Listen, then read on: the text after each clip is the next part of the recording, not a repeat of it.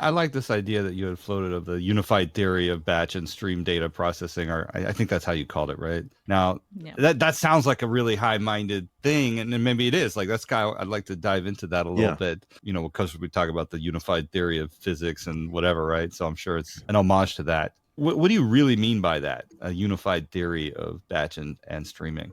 Yeah, so I mean, this is how we do it at Upsolver. So first, yes, that is the unification we're talking about. Truth is, basically, what we're doing is we're taking the stream approach and allowing batch in it as well, because that way you know that you can process. If you receive data, let's say as a batch or in a file or something, as I said, you can treat it as a stream and you don't lose anything. Whereas if you try to stop a stream in a river, if you try to dam it up and do batch work, then it doesn't work.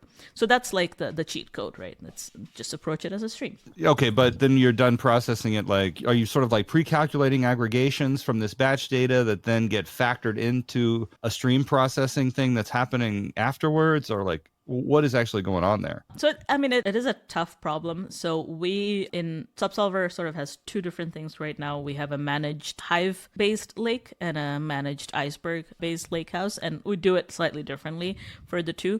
So in the Hive world, and before sort of lake houses were sort of as big quite in the same way, what we were doing is we created materialized views on top of the tables that were being fed with streaming data, and you would do synchronized joins with other streams on using the materialized view.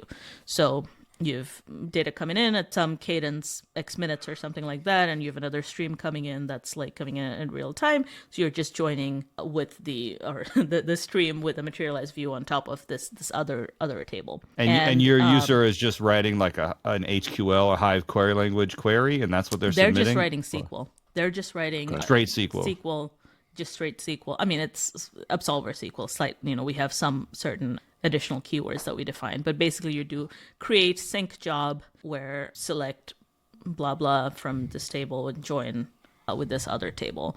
And so you're writing the transformation as declaratively in SQL, and then we're doing when you use that sync keyword and you specify what time field to use in order to synchronize. So here you would want to do like the event time, right, of the stream that's coming in this example. You specify that, you specify your sort of window that you over which you want these to be synchronized and the results to be updated, and that's all you have to do. Every minute or so we are doing the joins and aggregating and pushing out the results.